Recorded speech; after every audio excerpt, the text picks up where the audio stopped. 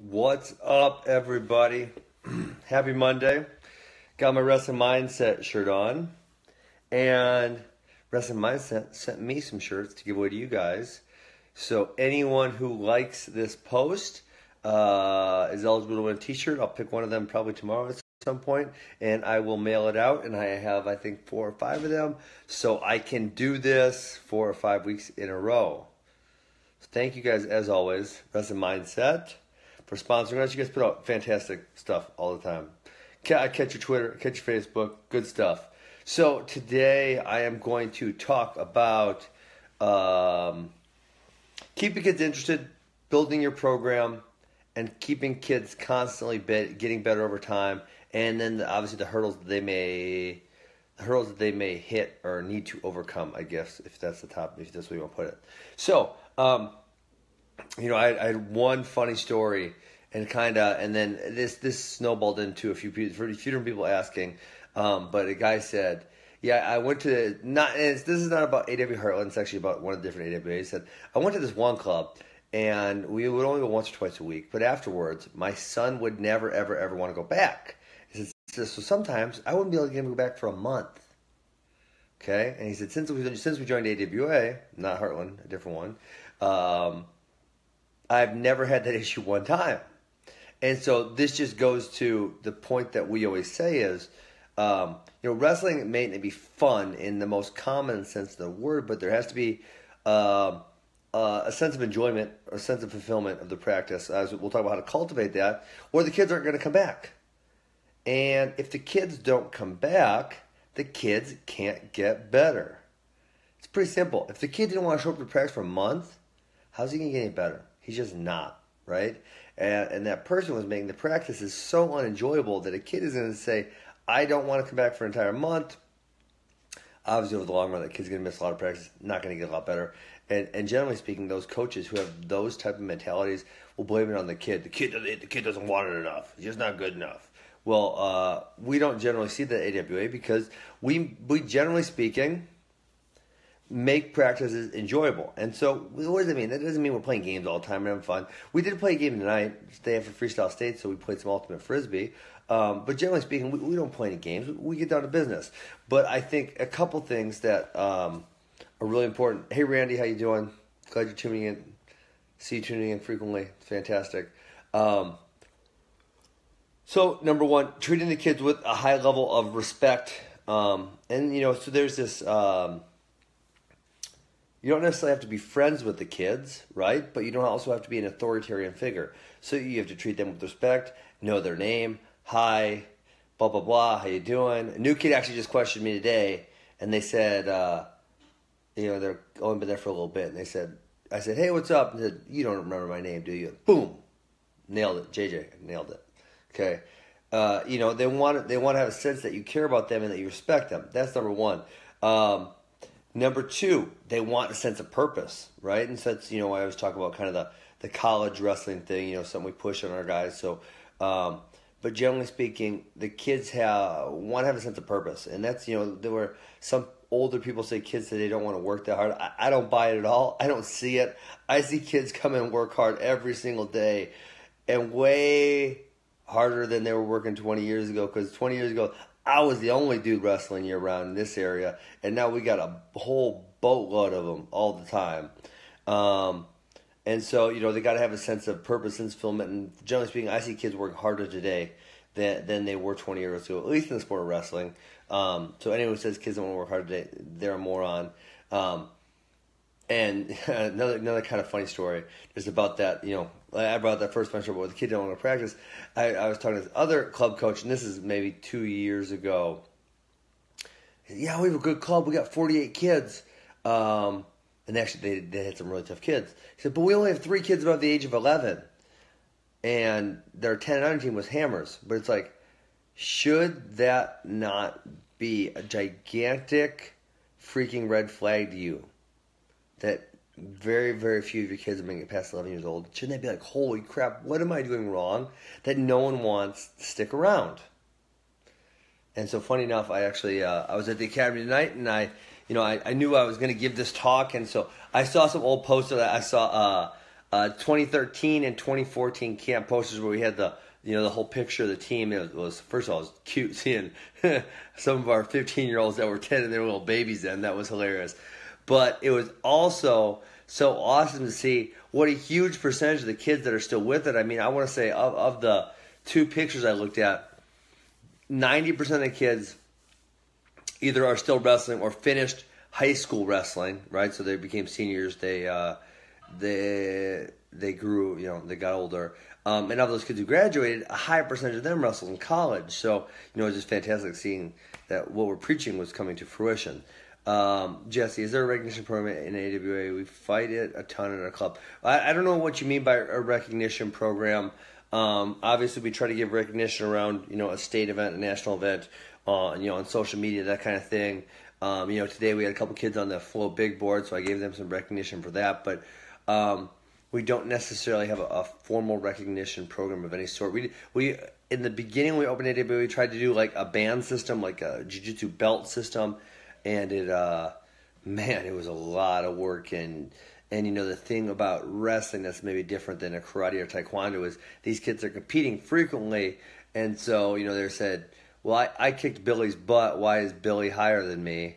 And it was, because you don't listen as well or you don't work as hard or whatever. But kids frequently couldn't accept that, so it made it really challenging to correctly put them at the right levels because they were competing against each other on a week in, week out basis. And so they, generally speaking, knew who was better and who wasn't. And so when someone who wasn't competition better was ranked higher than them, everyone had an issue with it. So formal recognition program. Not really. We put all of us, our All-Americans on the wall. We get a state T-shirt for kids who make the state. So not really much past some social media stuff, and that's about it. So I think, and the third thing I want to add there, just to review, I said respect kids, know their name, care about them, that kind of stuff. Number 2 was give them a sense of purpose, sense of, something to fulfill. And then the third thing I would say is, treat them fairly, and so that doesn't mean everyone's equal. That's not what fair means, right? So when I say treat them fairly, what I'm thinking is you're fairly consistent in your expectations of them, right? Because that throws kids off a huge amount. When it's, hey, we're wrestling, we're wrestling Iowa style. We're going to just grind and push and blah, blah, blah. And then the next day, we're going to get funky like Penn State. And then the next day, right, and it's something different. And so when the kids never know what to expect or never know what is expected out of them, that's very challenging for them to handle mentally and often will lead to a lot of lack of motivation. Obviously there could be other, not just wrestling style, but sometimes, coaches tend to get emotionally high or low, depending on what else is going on in their life. And so some days they're really happy and cheerful. Other days they're really negative and grumpy, and the kids don't know what to expect, and then they got to walk on pins and needles. And so I guess, there's 3 things there. I said, so respect the kids, treat them well. Number 2, give them purpose, sense of fulfillment. And then number 3, obviously I said, be fair, which does not mean treat everyone equal. It's not what it means, okay? But be fair. Try to create a consistent environment where kids don't expect you. So the second thing, I'm going to tie into this topic because I think it's important. Obviously, if you guys haven't watched my Mental Mondays, anything you want to ask me, you just direct message me. Boom, I'll pick it out. Topic, answer it. If someone said, can you pass kids who are in front of you? Meaning, a kid who starts late, a 7th grader, an 8th grader, or maybe they're just not that good when they're younger and they want to get better. Absolutely. And anyone who tells you otherwise is a freaking moron. Idiot.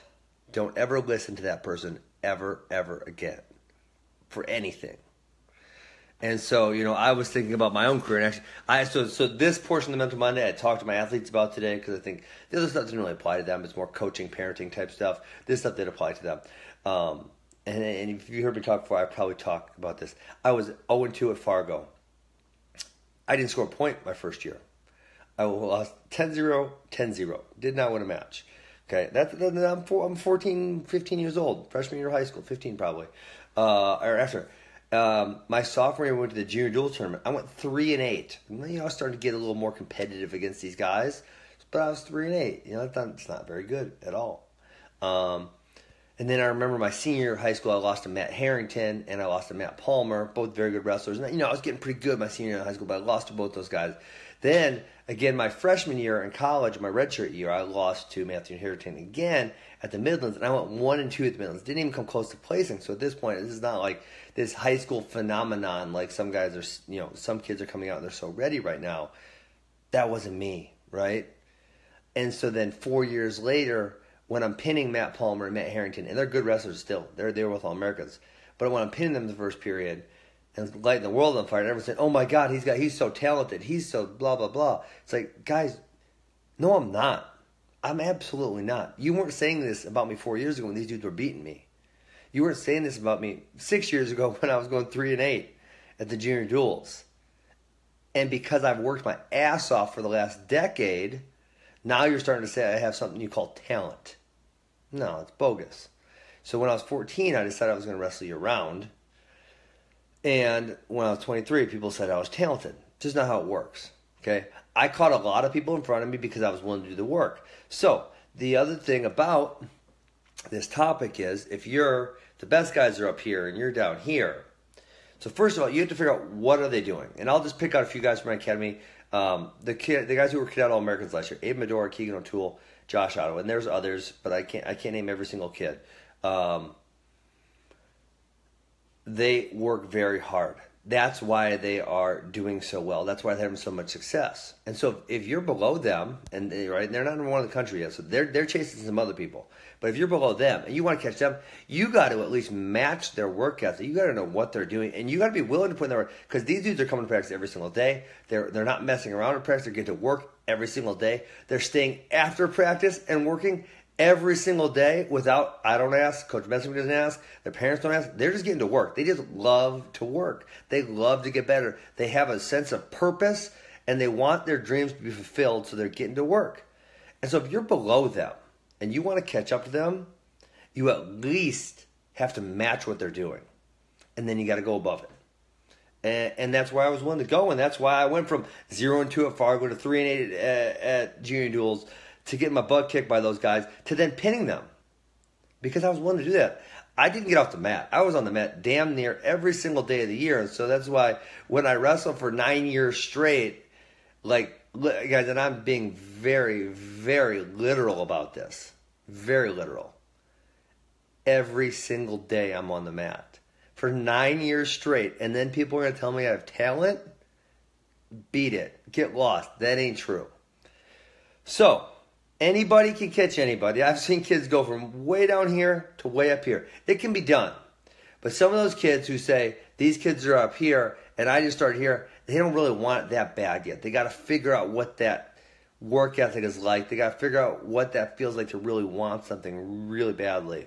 And then they got to be able to willing to match those people's work ethic, and then they got to be willing to step it up past what those guys are doing, because the only way to catch someone in front of you is to do more than they're doing, or do what they're doing better, or be smarter than them, right? There's like I was talking about wrestling, there's a few different ways to do it, but we have to do all of those things to get better than those people. So, number one, keeping kids interested. This is coach, parent stuff, and I think this is so important. Respect kids, treat them very well. I mean, I think about it like I treat the kids at my academy like I would like my kids to be treated.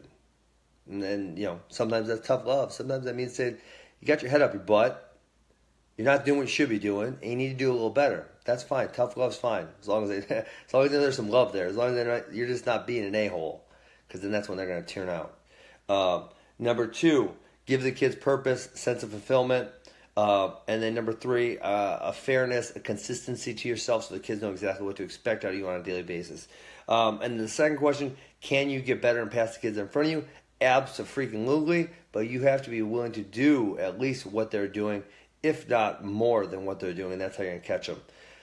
That's all I got. I appreciate you guys listening. I thought this was good. I got a lot more good thoughts for you guys next week. Remember, like this post. I'm giving away a Wrestling Mindset shirt.